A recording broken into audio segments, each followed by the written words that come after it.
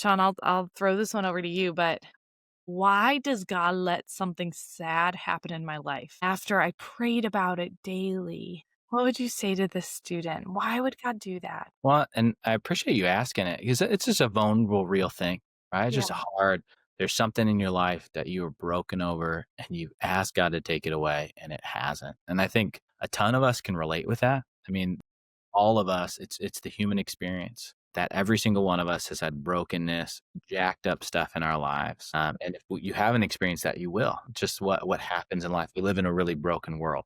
And so what I would say is this. At first, I want you to know, like, God does hate the sad things in your life, the broken, sinful stuff. And so don't hear, man, God hasn't taken this away, so he must not care or he must not think this is bad. And that's just not true, right? God hates sin, God hates brokenness. He is against those things. One of the things that has helped me in this is just even in my own wrestling of the hard stuff of life is a lot of times we ask God to take sinful things away, and all of us, we'd agree on, hey, God, this is the level of sin that you should not allow, right? Like we talk about like murder. Everyone's like, yeah, God should stop that. Like, should not let that happen. Sexual abuse, that shouldn't happen. No one's like that's a good thing.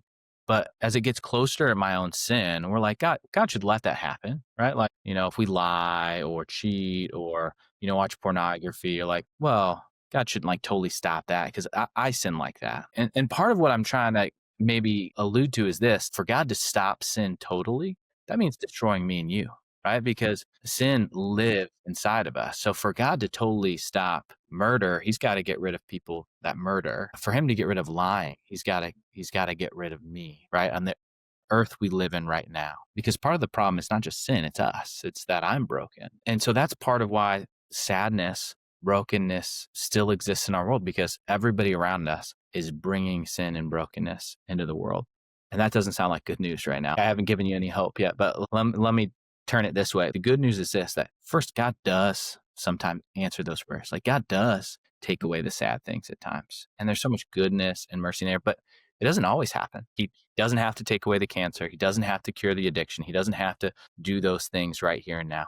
But what I do love about our God, and which I think is just so much of the goodness of who God is he is not a God that is unacquainted with grief and sorrow and suffering, that we have a God that understands it, that has experienced it himself. Like if you think about Jesus, he came to earth, experienced childhood pain. He was betrayed by his friends. He was beaten. He was nailed to the cross, experienced betrayal. He's experienced human suffering.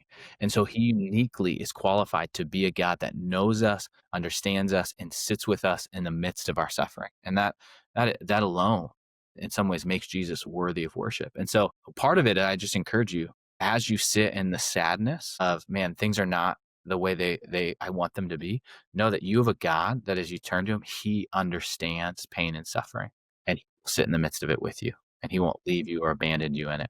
But the last thing is this: part of why Jesus came is because God does hate sin and sorrow and all that comes with it.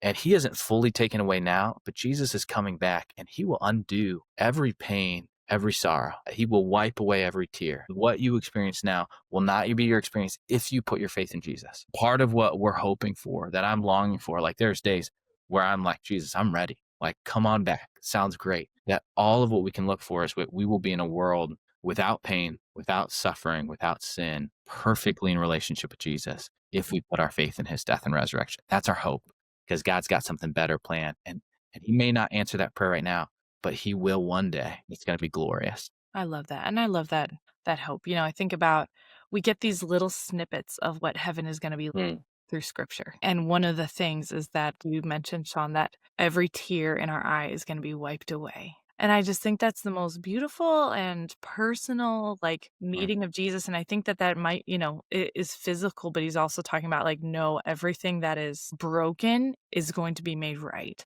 Hmm. There'll be perfect justice, and that in the meantime, though, like, he grieves with us in our sorrow. He meets us in our sorrow, and he says, "But hang on, because one day I'm gonna make it's all gonna be right." Yeah. Yeah. And honestly, I think about that all the time. I think about that Yeah. all the time in my own life too. when things I feel like are just confusing because I'm like, Lord, why won't you do something about this? Yeah. And I remember this truth all the time that he sits with me and the injustice of it, and weeps with me, and that one day he will.